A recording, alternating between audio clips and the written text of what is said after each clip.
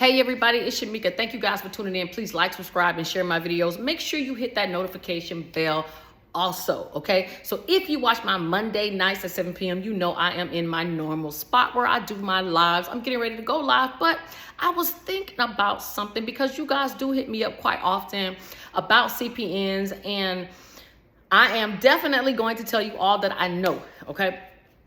So let me start off by asking you guys a quick question. How many of you have children? And how many of you, of those that do have children, have put something in your child's name? Whether it be a utility bill, cell phone, electric, whatever it is, you've probably have done it, okay? I know I was one of those individuals at a very young age. I had a phone bill, a couple of them, in my name. Now, I didn't notice it when I turned 18. Probably because by then it was charged off. They probably forgot about coming after me, and this was the olden days. All right. So although Mom Dukes did not make a wise decision, you know, she did what she had to do. Same with you parents now. So we don't pass no judgments over here on this channel, but we do try to explore and talk about everything. So let me be frank and honest and tell you that if you've done that or are doing it or have done it, you have committed what is called identity theft. Boom, let's get it out the way, all right? So you have committed a crime, you guilty, you not guilty, whatever it is, let's move on, okay? Why am I bringing that up now? I'm bringing it up because the amount of people that hit me up about CPNs, creating them, and it got me to thinking like, well, damn, child identity theft is like the number one avenue or number one way for fraudsters to obtain socials. So if they can obtain it, why can't you obtain it? And it's your child. Y'all hear where I'm going with this? Okay. So, and if you haven't, let me give you two stories, all right? And y'all know if y'all watch me in my live, I'm always going to back up what I say with a story, normally something from the news, okay? So I don't know if you've heard, but just recently, I believe they were in Florida, two Russian spies were actually discovered. They've been living over here in the United States for the past 20 years. They actually stole information from a child, okay, when a deceased child, but they've had it for 20 years. Now, I am going to do a separate video on my true crime where we're going to talk about that, and I'm going to tell you how they got that information, or at least where I think they got that information, but we'll talk about that in another video. Then there's also another individual in Florida, I know for sure. He actually was able to recertify his passport 5 times before he was actually caught. Okay, they were actually doing, you know, a little audit finally, and they caught up with him. Okay, another individual used a dead child's information. Okay, so they used dead children's information. Real nasty, okay? Just, But, I mean, hey, the individual is no longer alive, so they, in their mind, probably feel like no harm, no foul, right?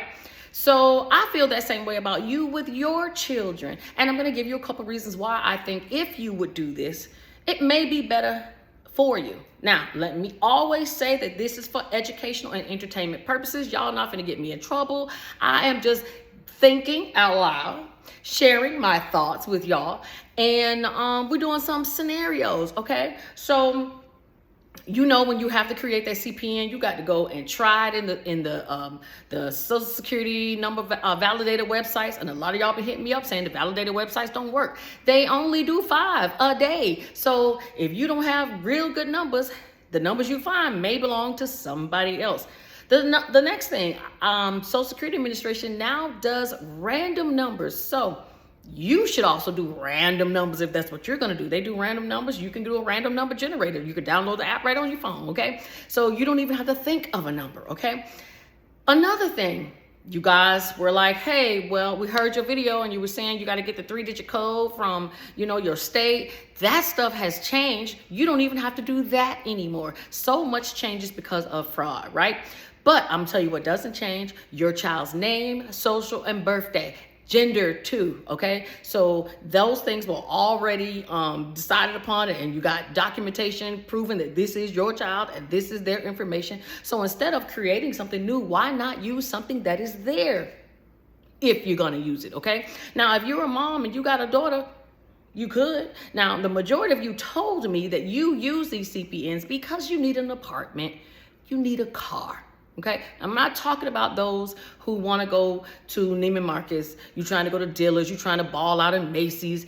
We're not talking about those people, and we're also not talking about people who are trying to use these to get to file taxes on, to get unemployment on. I'm not talking about actually damaging the child, okay? But we're gonna get to what happens if you damage the child, all right? We're just talking about people who need something to help them out in a situation. I like to call it a bridge, okay? So you just need a bridge to get from where you are to where you're trying to go, okay? So this is not something that's long-term. And if that is you, ladies, some fellas, but mostly ladies, because I understand, then hey, why not consider using your child's social, okay? When they look for an apartment, all they're checking on that social is to see, one, that the number is actually gonna hit when they actually type in that social. If it comes back as nothing, they know it's more than likely a CPN. If it comes back as something, a person with a name and all of that, they're not trying to see when the birthday was. There's certain things that they may be looking for, but the most important thing that they're looking for is, do you have any evictions, okay? And if you don't believe me, go and pull your own record and see what comes up, okay? Below I will put the link to the federal government's page where you can see all the things that they check annually, but not things that they check annually, things that you can check about yourself annually, and one of them is the Rent Bureau. So if I don't put it below, just remember Rent Bureau, and I believe that is by Experian, and you can go and pull your own. Now, if you know you have an eviction, don't waste your time. You can just go right to the public records right at the courthouse and pull up your own name, and you will be able to see, okay? Now remember, just because you have an eviction at the courthouse, it doesn't mean it's on your credit, and vice versa. 9 times out of 10, they usually do not match. Some people have them just at the courthouse, but not on their credit report. And, you know, sometimes it's the other way. I've never seen it just on the credit report and not at the courthouse. So you can go and have it removed from your credit report, but remember, they cannot remove it from public records. So you better have a good lie on hand as to why it's showing up there, but not on your credit report. And usually I tell people to say that the landlord has died and you did not get a chance to get them to remove it from the courthouse, but you did, you know, pay it. So that's why it's not on your credit, okay? But don't tell them I told you that. That's just me giving you a little bit, all right? Now, you use this CPN, or excuse me, your child's social, because it's not a CPN. It's not made up. It's real. You go and you get that apartment. Cool. Don't mess the credit up. That's not what you want to do. This is a bridge. Remember, y'all, it's a bridge. Now, Shamika, I fell on bad times. I messed up. I didn't hear the part where you said, don't mess up the child's credit. What do I do? Easy. Couple things. One reason why I'm going to recommend that if you're going to use anything or use your child's social is because you as the parent, 9 times out of 10, when a minor's social has been used, the person that notifies everybody is the parent or the guardian, which will be you. So if you're using it, who's going to tell on you? I'm going to wait. Probably nobody. The only person that's going to know is you and that child if you're telling that child. But, you know, you not saying that this is foolproof. Let me just say this is not 100% foolproof. At any time, anything could go wrong because, hey, we are not doing what's necessarily right, okay?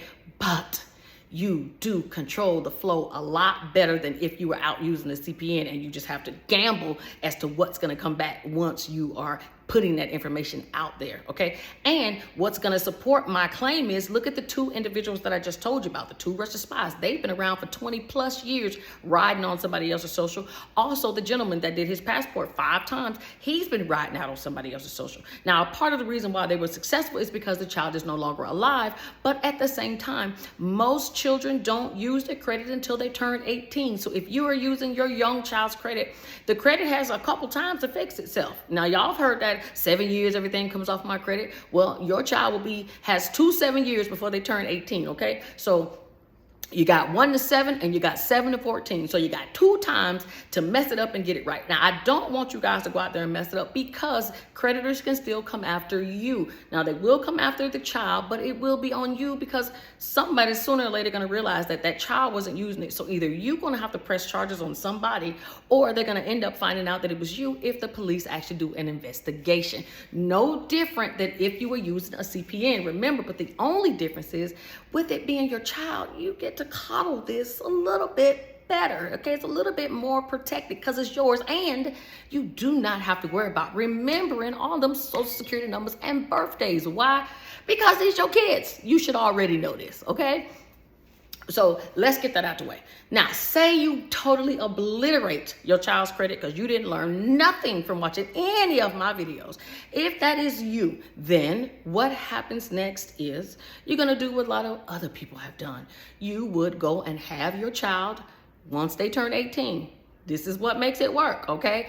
Once they turn 18, you send them to the police department or the Federal Trade Commission, and you have them fill out a identity theft report and submit it to the credit bureau so that whatever you messed up on their credit can now be repaired within 4 days. Not according to me. That is what the Fair Credit Reporting Act says. Now, does it usually happen that fast? It did. Doesn't so much more now, but it still has a safe haven or some type of foolproof way to correct what was wrong. People use individuals, children's, minors, social all the time, for unemployment benefits, to get jobs, they file taxes. And once that child discovers it, 2 things are gonna happen. They're either gonna fix it through the method I just mentioned by using the police report, or it's going to be so far beyond repair that they will go to the Social Security Administration and they will get issued another one after the first one is, of course, shut down, and they're going to do an investigation, but that child can be issued another one. Now, please do not all rush out and call all your kids in and say, write down all your social security numbers and your birthdays. I am not encouraging anybody to do that. But it did get me to thinking that if scammers and fraudsters use your children's information, why can't you use your children's information to help you? Remember, this is a bridge. Get out of one situation into the next situation. Now, this is, again, not designed to be used for credit cards and a bunch of cars. I would hope one, if you had to get one, then you can afford that. Okay, not a buy here, pay here, none of that kind of stuff. We want to try to get a decent car, something that's going to last. So if that is something that you're planning on doing, then you need to do their credit like you would do your credit if you had the opportunity to start over. That means you need to build it. You need to make sure there are trade lines on it, that there is a decent score on it so that you can go out and get that car in the event that you need to. Now, if you're just doing it for an apartment, there is no score required. They're only checking to see if there is an eviction on there, okay? So you do have some options, all right? Now, I'm going to also add that these systems are getting better. These fraud analysts, people that work at these companies, they're getting smarter, and they put out this information.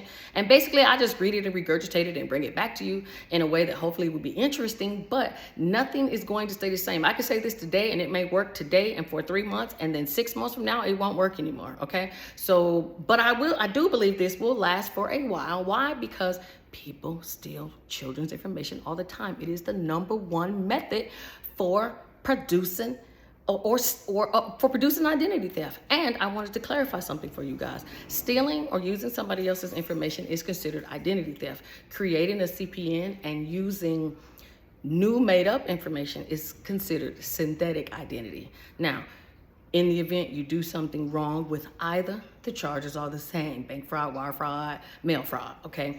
So again, y'all already probably know that, and most of y'all are at this point where y'all like, man, I just gotta take a risk because I need that bridge. Remember how I did a bridge to get across, right?